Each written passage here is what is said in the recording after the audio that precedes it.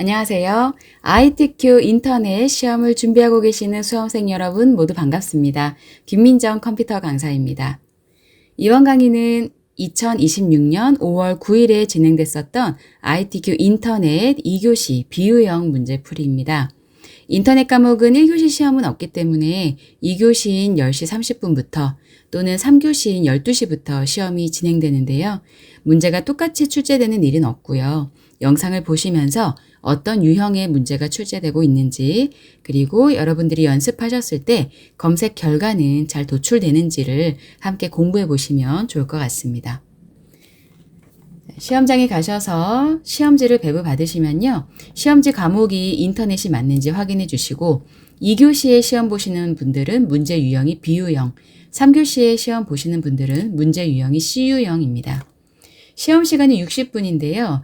시험장에서 인터넷 과목 시험 보시는 분들은 시험이 빨리 끝나시는 편이에요. 코로나 이후에 시험 종료 20분 전부터는 조기 퇴실이 가능하시니까요. 시험이 나는 조금 일찍 끝났다 하시는 분들은 감독관님께 말씀하셔서 함께 전송한 답안 파일을 확인하시고 안내에 따라 퇴실하시면 되겠습니다. 수험번호는 수험표에 있는 8자리 숫자 직접 펜으로 기재해 주시면 되겠고요. 성명도 시험지에 넣어 주시면 되겠습니다. 수험자 유의사항과 답안 작성 요령은 앞선 다른 강의에서 참고 부탁드리고요.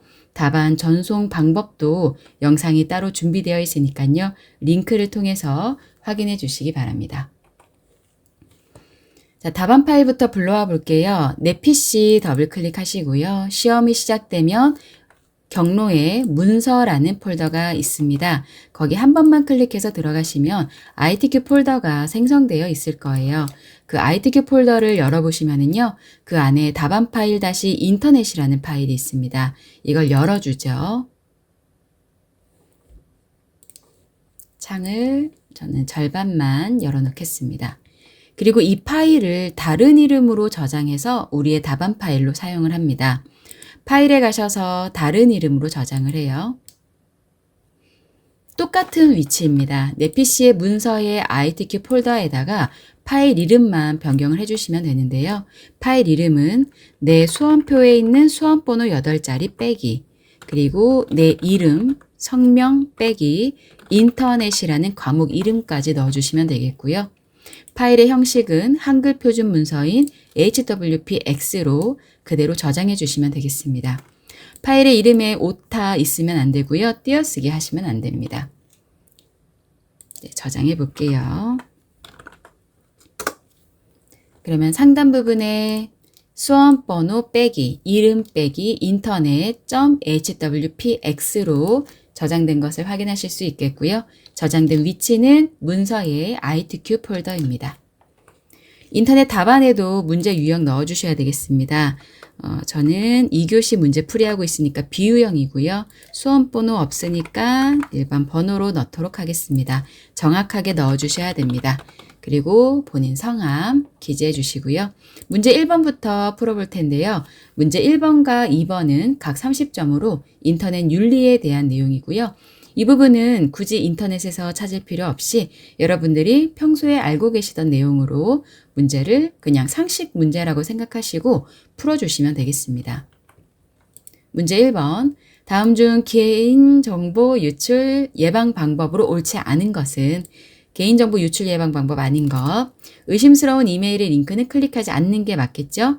공용 컴퓨터 사용 후에는 로그아웃 하셔야 되겠습니다. 여러 사이트에서 동일한 비밀번호를 사용을 하나요? 그러면 한 개의 사이트에서 비밀번호가 유출됐을 때 다른 사이트에서도 전부 다 유출될 위험이 있으니까요. 각 사이트들은 좀 번거롭더라도 다른 비밀번호를 사용하시는 게 안전하겠습니다. 옳지 않은 방법은 3번이 되겠네요. 그리고 2단계 인증 설정을 하셔서 보안을 강화하시는 게 또 안전하겠죠. 문제 1번의 정답은 3번이 되겠습니다. 문제 2번. 다음 중 자녀의 스마트폰 중독을 줄이기 위한 부모의 역할로 옳지 않은 것은 자녀가 이용하는 컨텐츠 함께 확인하고 지도해야 되겠죠. 사용 시간을 정해서 가족 간의 약속을 통해 관리하는 게 좋겠고요. 스마트폰 대신 할 수 있는 다양한 활동, 야외 활동이라든지 운동이라든지 책 읽기, 다른 취미 생활을 또 권장을 해보는 것도 좋겠죠. 부모가 스마트폰을 자주 사용하며 자유롭게 사용하는 모습을 보여준다면 아이도 계속 사용을 하면서 중독이 될 수 있으니까요. 부모님도 함께 시간을 정해서 스마트폰을 사용하는 게 좋겠습니다. 문제 2번의 정답은 4번이 되겠습니다. 이 정도의 문제는 여러분들도 쉽게 푸실 수 있을 것 같네요. 자, 1번 문제의 정답은 3번이었고요. 2번 문제의 정답은 4번으로 하겠습니다. 1번과 2번은 정답의 번호만 넣어주시면 됩니다. 자, 일반 검색입니다. 다음 미술작품의 작가를 보기에서 찾아서 해당 번호를 답안지에 넣을 건데요. 번호만 또 기재를 해주시면 되겠네요. 일반 검색 문제는 각 10점으로 좀 쉽게 출제가 되는 문제입니다. 그래서 간단하게만 검색하셔도요. 보기에 있는 정답을 아주 편하고 빠르게 찾아보실 수 있습니다. 저는 평소에도 네이버를 좀 많이 사용하는 편이라서요.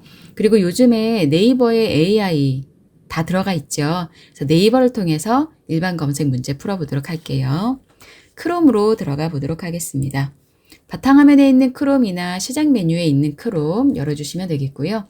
저는 문제를 크롬으로 열어놓고 있어서 위쪽에 창을 더하기로 한 개 더 연 다음에 이 구글 창에서 네이버로 접속해 볼게요.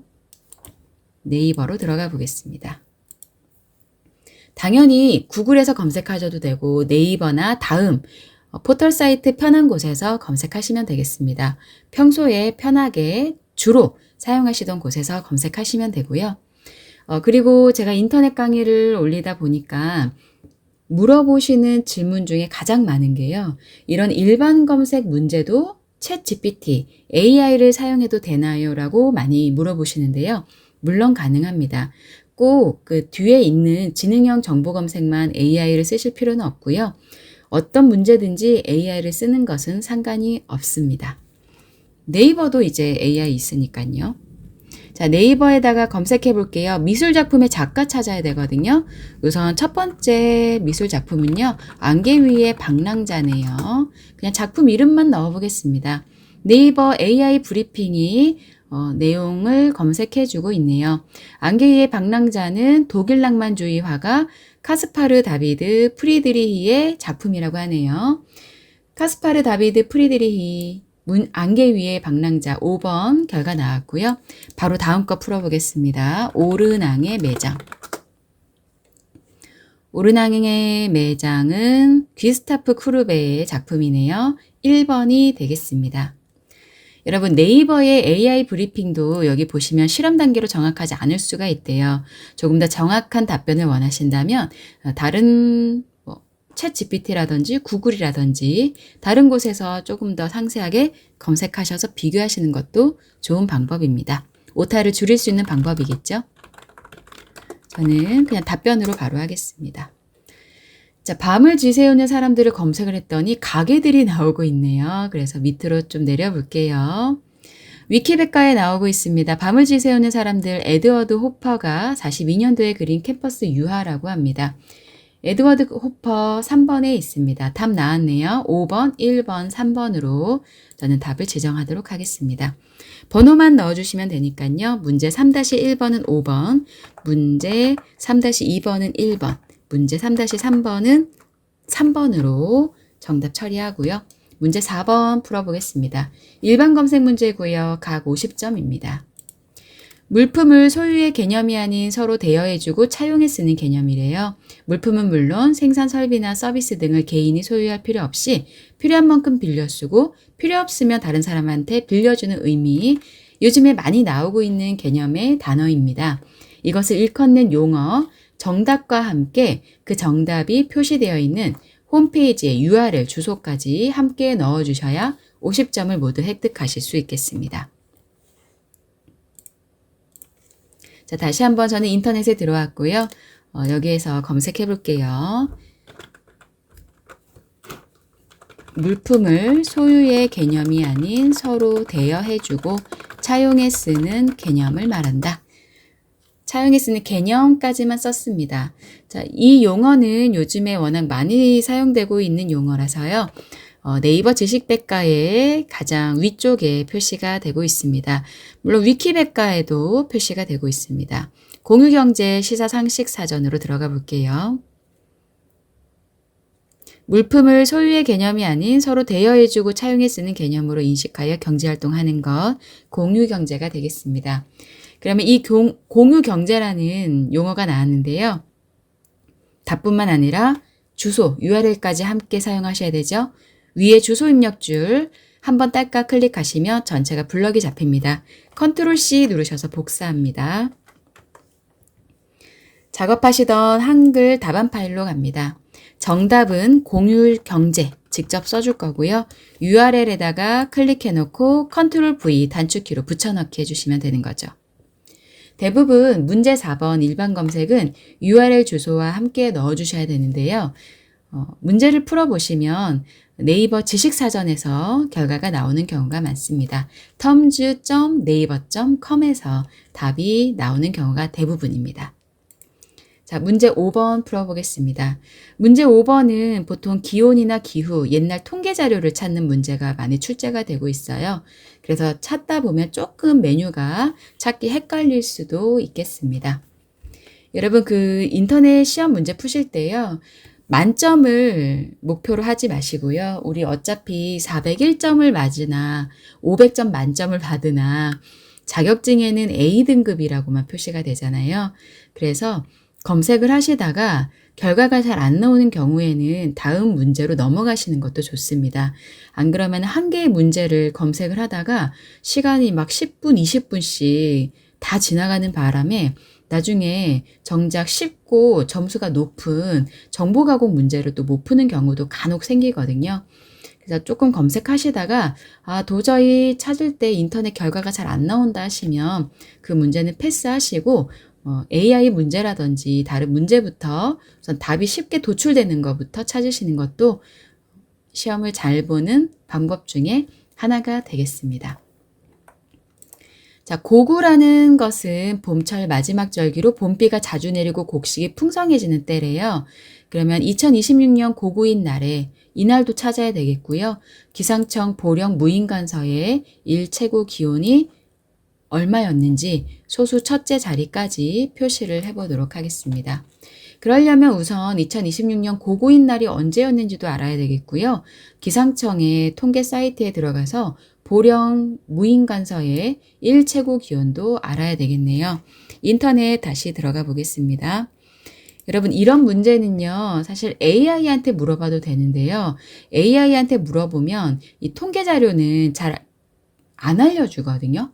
그래서 우선 검색을 해보고 우리가 결국에는 직접 기상청 같은 통계청 사이트 같은 곳에 들어가셔서 직접 찾아보시는 게 결과가 정답에 가깝습니다. 자, 네이버 다시 들어왔는데요. 아까 검색했던 공유경제는 끄고요. 그리고 우선 저는 챗GPT한테 한번 가볼게요. 미리 챗GPT, AI. 여러분 챗GPT 사용하실 때 로그인 안 하셔도 되죠. 오히려 시험 때 로그인 하시면 이 집에 가셨을 때 그 답안 그 문제가 그 로그인한 곳에 들어가 있잖아요. 그래서 이 시험 문제 유출에 문제가 생길 수 있기 때문에 저희 시험 볼 때 AI 로그인 하는 것은 권장하지 않습니다. 그리고 로그인 하실 때 또 아이디랑 비밀번호 찾다가 오히려 시간을 너무 많이 할애해 버리실 수 있으니까요. 모든 지능형 정보 검색이나 이런 문제들은 AI 사이트에 로그인하지 않고도 풀 수 있는 문제가 나오고 있고요. 챗 GPT뿐만 아니라 제미나이라든지 다른 AI 평소에 사용하시던 걸로 어떤 AI를 사용해도 상관은 없겠습니다. 저는 우선 얘한테 한번 물어볼게요. 2026년 고구인 날에 기상청 보령 무인관서에 일 최고 기온을 알려줘 라고 해보겠습니다. AI 문제는 아니지만 지능형 정보검색 문제는 아니지만 미리 한번 물어보겠습니다. 찾아보고 있네요. 어떻게 결과가 나올까요?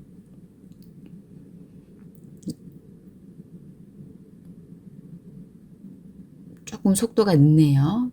나오네요. 2026년 고구는 4월 20일이었대요. 우선 고구에 대한 날짜 정보는 나왔고요. 다만 현재 공개 검색으로는 기상청의 보령 무인관서 4월 20일 일 최고 기온 수치를 직접 확인할 수가 없대요. 그래서 직접 우리 보고 기상자료 개방 포털에 방제 기상 관측 일 자료 조회를 해보라고 하거든요. 들어가 보도록 하겠습니다. 기상청 찾아서 들어가 볼게요.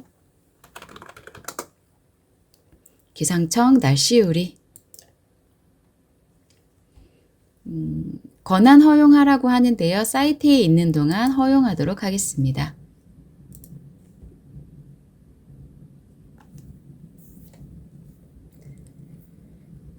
여러분 여기에서요 하단에 보시면은 이제 메뉴들이 쭈르륵 나오는데요. 여기에 기후 정보 포털 사이트가 있거든요. 뭐 기상 자료 개방 포털도 있고요. 이 둘 중에서 여러분들이 선택을 해주시면 되는데 저는 아까 챗 GPT가 뭐라고 했냐면 기상 자료 개방 포털에 들어가서 한번 찾아보라고 했어요.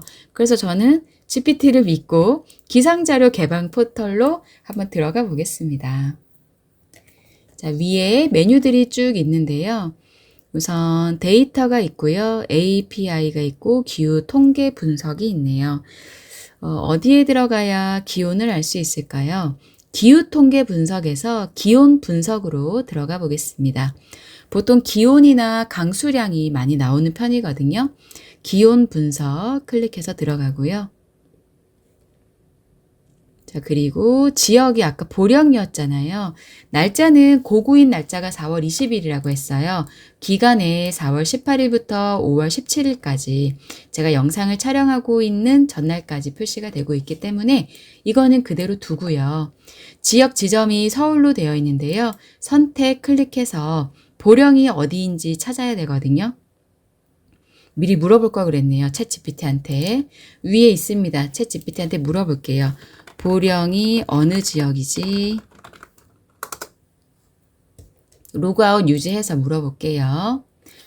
자, 보령이 어느 지역인지 물어봤더니 충청남도 서부의 도시라고 합니다. 그러면 저는 다시 기상자료 개방 포털에 가서요. 충청남도에 클릭했더니 보령이 있습니다. 클릭하고 선택 완료. 검색까지 눌러주셔야 되겠죠? 자, 밑에 표에서 찾아볼게요. 4월 20일입니다. 2026년 4월 20일 최고 기온 14.6도씨 이걸로 저는 정답 처리하도록 하겠습니다. 기온 분석에 들어와서요. 날짜를 기간을 고르고 지역 보령으로 해서 검색했고요. 요 지역에서 4월 20일 날 14.6도였습니다. 답안 파일 다시 불러와서 답을 넣을 건데요. 아까 그 문제도 다시 한번 볼게요. 보령의 일 최고 기온에 몇 도씨인지 단위도 넣으라고 되어 있거든요. 그리고 소수 첫째 자리까지 표시하라고 했으니까 14.6도씨 넣도록 하겠습니다. 문제 5번에 14.6도씨인데요. 이 기온은요. 단위 기온은 한글 프로그램에서도 리을을 입력하시고요. 한자 버튼 눌러주시면 단위가 쭉 나옵니다. 그 중에서 몇 도씨 기호 선택하고 바꾸기 해서요. 답 입력하도록 할게요. 자, 다음은 지능형 정보 검색 문제 3개입니다. 각 30점이고요. 일반적으로 네이버나 구글, 다음 같은 인터넷 검색 엔진 사용하셔도 되고요. 생성형 인공지능 AI 사용하셔도 정답 찾으신 후에 답안에 기재해 주시면 됩니다. 다음 문장이 설명하는 물질을 검색을 해달래요. 설탕 대체물과 완화제로 사용되는 설탕 알코올이고요. 자당의 단맛의 75부터 90%까지 갖고 갈변을 제외하고 거의 동일한 독성을 가진답니다. 에너지가 절반이고 충치를 촉진하지 않고 화학적 용어가 있네요. 되도록이면 이런 용어를 넣어주시면 정확한 결과를 얻을 수가 있겠죠. 설탕 대체물이나 완화제로 사용되고 있는 것은 여러 가지 종류가 있을 수도 있기 때문에 이런 용어들, 정확한 용어들을 넣어주시는 게 좋겠습니다. 밑에 좀 패스하고 바로 검색해 보도록 할게요. 다시 저는 챗 GPT로 가서요. 창을 좀 줄여놓고 문제를 보면서 물어보겠습니다. 화학적 용어 바로 넣겠습니다. 화학적 용어로 4- 대문자 5 같네요. 다시 알파라는 단어 대신 A로 넣겠습니다. 글루코피라노실. 다시 D, 다시 소르비토린. 설탕 대체물과 완화제로 사용되는 설탕 알코올은 무엇이지? 라고 물어보겠습니다.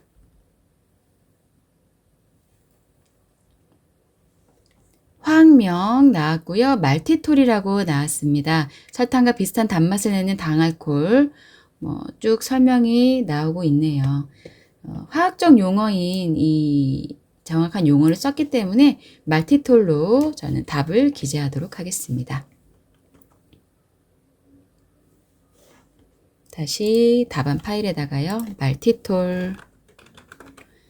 영어 답도 같이 옆에다가 가로 넣으셔서 입력하셔도 됩니다. 문제 7번 바로 풀게요.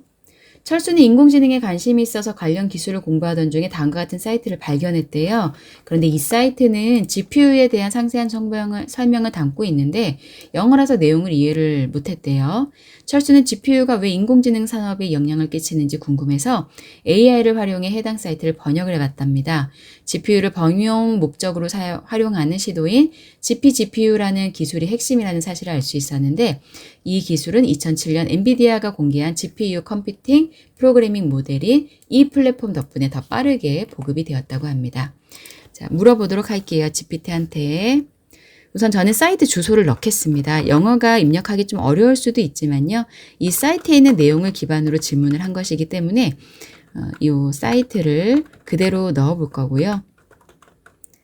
위키 그래픽스 언더바 프로세싱 언더바 유니트. 이 사이트를 번역해서 GPU 내용을 좀 최대한 간략하게 넣어 볼게요. GPU를 범용 목적으로 활용하는 시도인 GPGPU라는 기술이 핵심이라는 사실을 알 수 있었는데 2007년에 엔비디아가 공개한 GPU 컴퓨팅 프로그래밍 모델인 무슨 플랫폼 덕분에 GPU가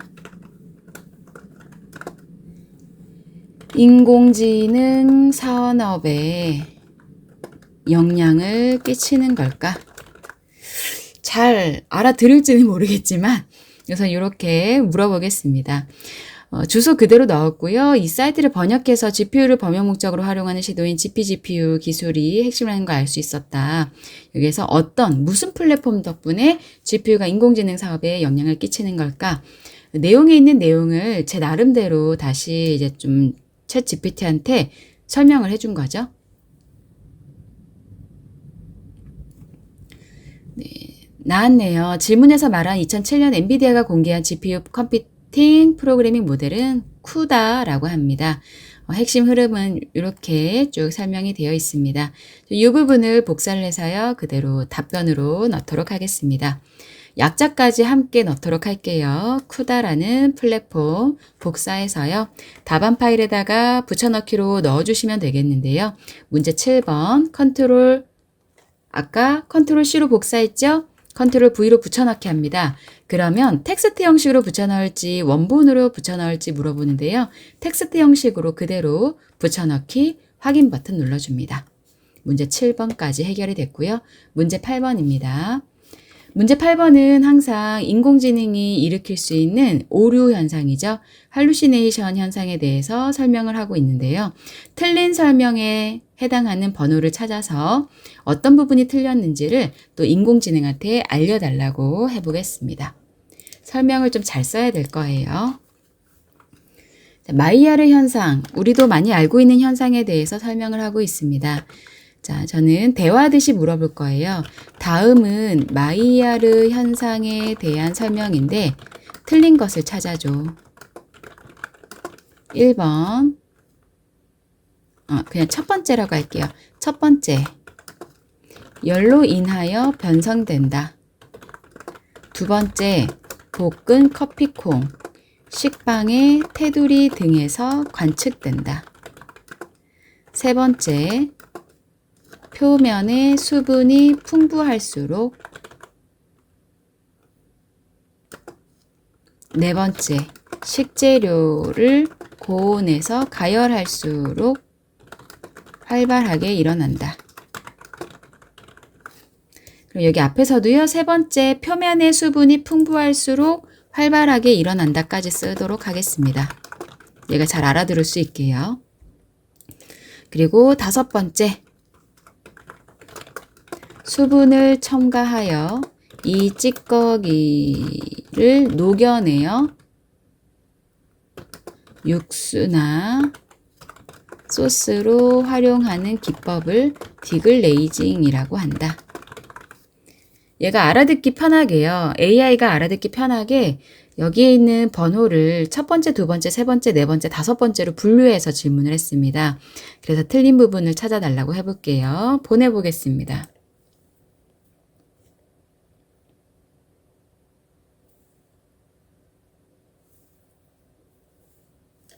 틀린 설명은 세 번째라고 하네요. 표면의 수분이 풍부할수록 활발하게 일어난다. 마이야르 반응은 아미노산과 당이 고온에서 반응해 갈색과 풍미를 만드는 현상으로 표면의 수분이 너무 많으면 온도가 잘 올라가지 않아서 오히려 일어나지 않는데요. 잘못된 내용은 3번인 것 같습니다. 여러분, 이 할루시네이션 문제를 푸시다 보면은요, 인공지능이 이 내용이 이 문제 자체가요. 인공지능이랑 나눈 대화였거든요. 그런데 그걸 다시 또 인공지능한테 우리가 질문을 하는 것이기 때문에 오류를 이렇게 단번에 찾아주지 못하는 경우도 있고요. 아니면 이것도 오류이고 저것도 오류예요. 뭐 이것저것 다 틀린 것 같아요 라고 답을 넣어줄 수도 있어요. 그럴 때에는 최대한 정확하게 좀 질문을 설명을 잘 써주시는 게 좋습니다. 사람과 대화하듯이 타이핑을 좀 자세하게 넣어주시는 게 좋습니다. 자, 저는 답을 3번으로 하겠습니다. 자, 이제 인공지능 문제까지 끝났고요. 문제 9번입니다. 실용 검색 문제예요. 길찾기 서비스, 포털 및 전문 검색 사이트를 이용하시면 되는데요. 거의 다 네이버 지도 또는 카카오 맵 두 개 중에 한 가지 이용하시면 되겠고요. 서울 삼성역 5번 출구에서 삼성동의 봉은사를 도보로 가는 지도 경로 찾을 거고요. 전체 화면을 길찾기 검색 화면과 경로를 포함해서 캡처할 거고요. 다음 파일, 답안 파일에 150ml에 100ml로 첨부해서 넣어보도록 하겠습니다. 자, 우선 인터넷에 들어가서 찾아보겠습니다. 챗GPT 끄고요. 기상청도 끄고요. 저는 네이버에서요. 네이버 지도를 이용을 해볼게요. 네이버 지도 클릭. 길찾기 클릭합니다. 왼쪽에 길찾기. 출발지가 어디였나요? 서울 삼성역 5번 출구. 엔터. 도착지는요. 삼성동 봉은사. 엔터. 그리고 위쪽에 무엇으로 이동하느냐? 도보로 이동한다. 정확한 명칭을 검색을 하시면은요. 엔터 키로 결과가 나오시면 출발지와 도착지에 녹색 동그라미와 빨간색 동그라미가 표시가 됩니다. 길찾기 해보겠습니다. 결과 나왔네요. 요거 캡처해 주셔야 되죠. 길찾기 검색 화면과 경로를 포함해서 화면 전체를 캡처를 해주셔야 됩니다. 그러면 이때 여러분 제가 이 화면을 녹화를 하고 있어서 하단에 시작 메뉴가 좀 안 보이는데요. 제가 듀얼 모니터를 쓰고 있어서 지금 하단에 메뉴가 안 뜨는데 여러분들은 모니터 하단에 보시면 시작 메뉴 있으시잖아요. 시작 메뉴 클릭하시면 프로그램 중에 캡처 도구라고 있으실 겁니다. 캡처 도구 찾아서 클릭해 보십시오. 윈도우 10을 사용하시는 분들은 윈도우즈 보조 프로그램 안에 캡처 도구가 있으실 수 있고요. 윈도우 11 버전을 사용하시는 분들은 시작 메뉴에 바로 캡처 도구가 보이실 겁니다. 이렇게 캡처 도구가 표시가 됩니다. 윈도우 버전에 따라서 캡처 도구 모양이 약간 다를 수는 있어요. 자, 모드를요, 저는 창 캡처로 해놓을 거예요. 왜냐하면 이 창 전체를 캡처를 하라고 했기 때문에. 그리고 새로 만들기를 클릭을 할 거예요. 그럼 화면이 어두워지거나 약간 회색이 되거든요. 그때 위에 있는 이 창에 제목을 딸깍 클릭을 해주면 이 창이 캡처가 됩니다. 이걸 저장할게요. 위쪽에 디스켓 버튼이 있네요. 윈도우 11의 경우 오른쪽 위에 디스켓 버튼이 있기도 합니다. 저장 버튼 눌러서요. 우선 문서 폴더에다가 좀 저장을 해 놓을까요? 아니면 바탕화면에 저장을 해도 되고요. 저는 문서의 AltQ에다 저장할게요. 그냥 Alt 프린트 스크린 하셔도 상관없습니다, 여러분. 그 방법 쓰셔도 돼요. 이 캡처 도구를 이용하면 저장을 한번 해주긴 해야 되거든요. 우선 제가 문서에 ITQ 폴더에다가 저장을 해서 사용을 해보고요. 요건 끌게요. 단축키 쓰실 분들은 Alt키 누르신 상태에서 프린트 스크린 버튼을 키보드에서 눌러주세요. 그러면 내가 보고 있는 이 활성 창만 캡처가 됩니다. 그때 우리 답안 파일로 가죠. 한글 파일 가셔서요. 여기에다가 Alt 프린트 스크린으로 하신 분들은 Ctrl V로 붙여넣기 하시면 되고요.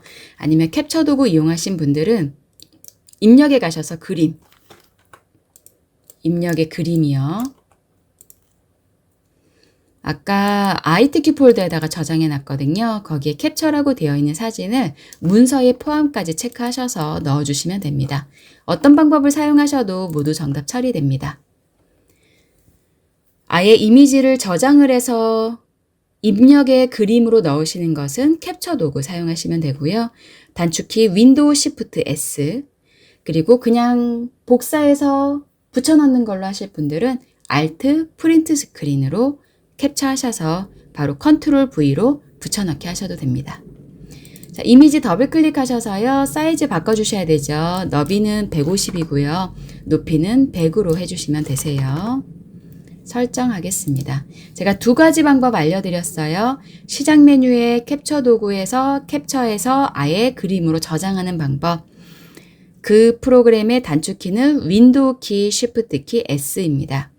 그냥 빠르게 캡처를 복사를 해서 붙여넣는 방법은 Alt 프린트 스크린. 창글에 와서 Ctrl V로 붙여넣기 한다. 자, 문제 10번 풀어보겠습니다. 시험 문제 푸시면서요. 중간중간에 저장 버튼 잘 눌러주셔야 되겠습니다. 전송도 수시로 해주시고요. 잠깐 내려놓고요. 다음 문제 풀어볼게요. 문제 10번이죠.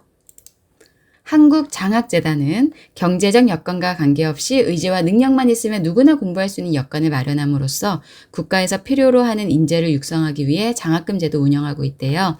국가장학금 아이유형에서 학자금 지원 구간 1구간의 2026년 연간 최대 지원 금액 얼마였는지 찾아보겠습니다. 자, 우선 인터넷으로 한번 검색해 보겠습니다. 지도는 끄고요. 저는 한국장학재단으로 들어가 볼게요.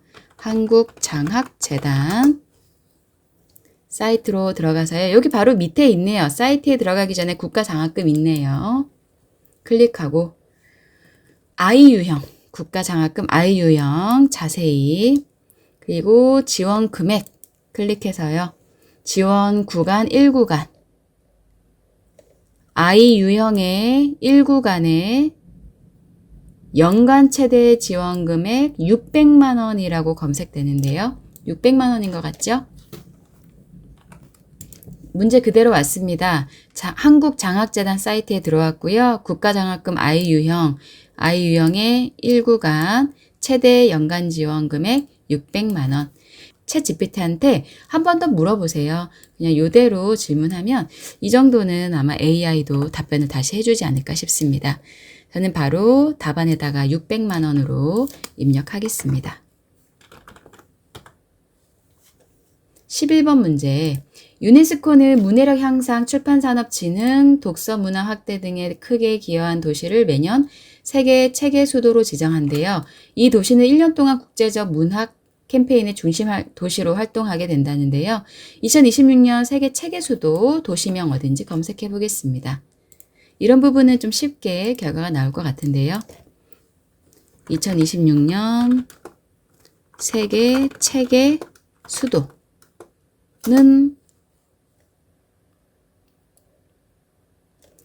나왔네요. 바로 나오네요. 세계 책의 수도 2026년 라바트 나왔습니다. 국가는 모로코고요. 수도는 라바트. 도시 이름만 넣어주면 되니까요. 답안에다가 라바트 입력할게요. 11번 라바트. 자, 이제 문제 12번입니다. 여기다가 강주 시립 미술관이라고 한번 그대로 써줄게요. 안 쓰셔도 되는데 표를 그대로 동일하게 작업하기 위해서 입력을 해주고요. 여기에 이미지 넣어야 되네요. 광주시립미술관은 한번 볼게요. 1992년도에 개관해서요. 1995년도 광주 비엔날레 창설을 지원하고 한국 현대 미술을 견인하는 다양한 노력을 해왔대요. 지역과 국내외를 아우르는 선도적인 프로그램을 진행해서 시민과 예술이 만나는 소중한 문화 공간으로 자리 잡았답니다. 광주시립미술관에 대해서 검색해서 다음에 안내문 완성을 해볼 건데요. 우선 광주시립미술관 들어가서 심볼 로고 이미지 다운로드 받아오도록 하겠습니다. 사이트 다시 들어가서요. 네이버에서 검색하셔도 되지만 어차피 이 문제는 사이트에 들어가야 되거든요. 그래서 바로 광주시립미술관 홈페이지로 접속하도록 하겠습니다. 구글에서 검색해서 들어가시다 보면은 이 인스타그램이나 광고 사이트가 많아서 정확한 광주시립미술관 홈페이지는 찾기 어려우실 수도 있거든요. 그래서 헷갈리시면 네이버에서 찾으셔도 되고요. 오른쪽에 보니까 웹사이트 버튼이 있네요. 이걸 클릭해서 바로 접속해 보셔도 되겠습니다. 광고는 좀 닫아주고요. 미술관 소개로 들어가겠습니다. 미술관 소개에 전시관 소개일까요? 우선 인사말부터 MI가 있네요. CI나 MI 소개 들어가시면 심볼 로고 들어와 있네요. 뮤지엄 아이덴티티 심볼 로고 바로 찾았습니다. 대부분 이 문제는요. 이런 박물관이나 미술관 또는 관공서 같은 곳에 로고를 찾는 이미지로 문제로 나오거든요. 그래서 소개 메뉴에 CI나 MI 같은 로고를 찾아주시면 됩니다. 자, 이 그림을 바로 저장을 하면 되는데요. 로고 다운로드 하겠습니다. 그러면 다운로드 폴더에 들어가겠죠. 여기 압축이 돼 버렸어요. 압축이 돼서 다운로드가 됐기 때문에 폴더를 열어서요. 제가 요거를 압축을 좀 풀어보도록 하겠습니다. 클릭하시고요. 오른쪽 마우스 클릭해서 Alt집으로 압축 풀기 할게요. 모두 풀어보도록 하겠습니다. 광주시립미술관 풀렸고요. 이미지가 좀 많이 들어가 있는데요. 보기에서 큰 아이콘으로 제가 사용하고 있는 것은 윈도우 10 기준이에요. 그런데 이렇게 받았더니요. AI 파일이랑 이 JPG 파일이 너무 많이 왔는데요. 이렇게 받으면 안 될 것 같습니다. 여러분, 요건 닫을게요. 요건 닫고요. 그냥 이 이미지 자체를 가지고 가도록 하겠습니다. 로고 다운로드 받았더니 이 미술관 사이트라 그런지 이미지를 일러스트 파일이랑 JPG 파일로 너무 많이 저장을 해놨네요. 이 이미지 자체 가지고 갈게요. 오른쪽 마우스 클릭해서요. 이미지를 다른 이름으로 저장하도록 하겠습니다. 다운로드 폴더에다가 그대로 저장하도록 할게요. 그리고 한글 답안 파일로 갑니다. 클릭하셔서 답 넣을 부분에 클릭하시고 입력의 그림입니다. 그리고 제가 아까 다운로드 폴더에 저장했나요? 여기 로고 있는 거 더블 클릭하시면 바로 이미지가 들어가고요. 로고 같은 경우는 사이즈 상관없이 그대로 넣으시면 되겠습니다. 문제 다시 확인해 볼게요. 여기서는 이미지의 사이즈는 표시가 없으니까요. 바로 다른 이름으로 저장해서 넣어주시면 됩니다. 자, 광주시립미술관 2026년 국제 레시던시 입주 작가 성명 2명 찾아보도록 하겠습니다.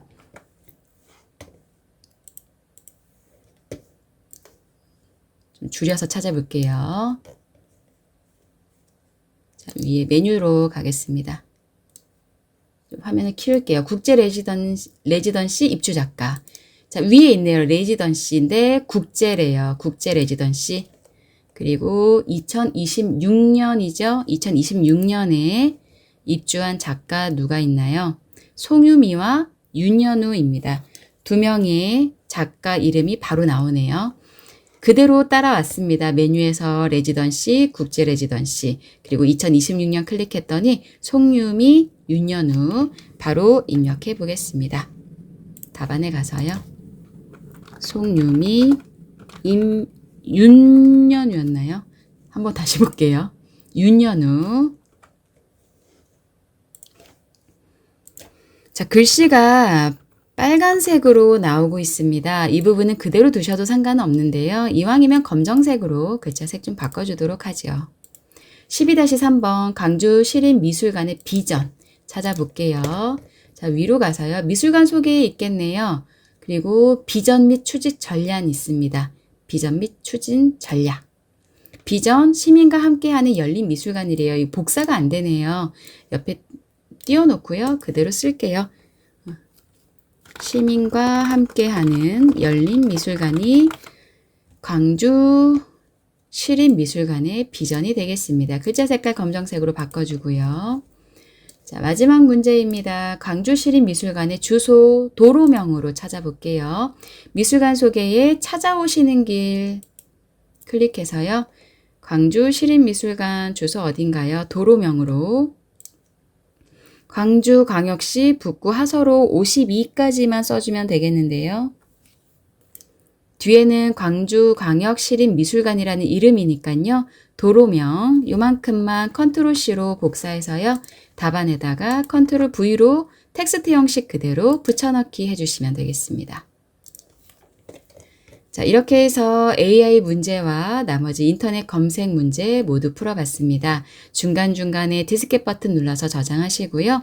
전송도 해주시는 게 안전하겠습니다. 인터넷 창은 여러 개 띄워놓고 작업하셔도 되니까요. 챗 GPT도 열어놓고 네이버도 열어놓고 구글도 열어놓고 왔다 갔다 하면서 한번 답을 비교를 해보시면서 검색하시는 것도 좋을 것 같아요. 그리고 제가 오늘 문제를 풀면서 캡처할 때 2가지 방법 알려드렸고요. 그리고 요 로고 이미지 저장할 때 맨 처음에는 그냥 로고 자체를 다운로드 받았다가 그걸 사용하지 않고 그냥 로고를 오른쪽 마우스로 이미지 저장해서 입력의 그림으로 불러왔습니다. 이런 사이트에 따라서 이미지를 다운로드 받아야 압축을 풀어서 사용해야 할 수 있는 경우도 있고요. 아니면 이미지를 오른쪽 마우스로 다른 이름으로 저장해서 가지고 오는 경우도 있거든요. 어떤 곳에서는 이미지 오른쪽 마우스가 안 되기도 하니까요. 2가지 방법을 잘 기억을 하셨다가 그때그때 문제 푸시면서 활용을 해보시면 좋을 것 같습니다. 자, 이렇게 해서 26년 5월에 진행됐었던 ITQ 인터넷 2교시 문제 함께 풀어봤고요. 꼭 여러분들이 직접 검색을 하시면서 연습을 해보시는 게 중요하겠습니다. 똑같이 검색을 하셔도요. 그리고 AI도 저랑 동일하게 질문을 하셔도 결과가 다르게 나올 수가 있어요. 그래서 꼭 직접 연습을 해보시는 게 중요하겠고요. ITQ 사이트에 들어가시면 기출문제 또 다운로드 받으실 수 있으니까요. 올해 것뿐만 아니라 작년 것도 시간이 되신다면 기출문제를 다운로드 받으셔서 연습해 보시면 도움이 되실 것 같습니다. 자, 이번 강의는 여기까지 진행하도록 하고요. 저는 또 다음 강의로 찾아뵙도록 하겠습니다. 감사합니다.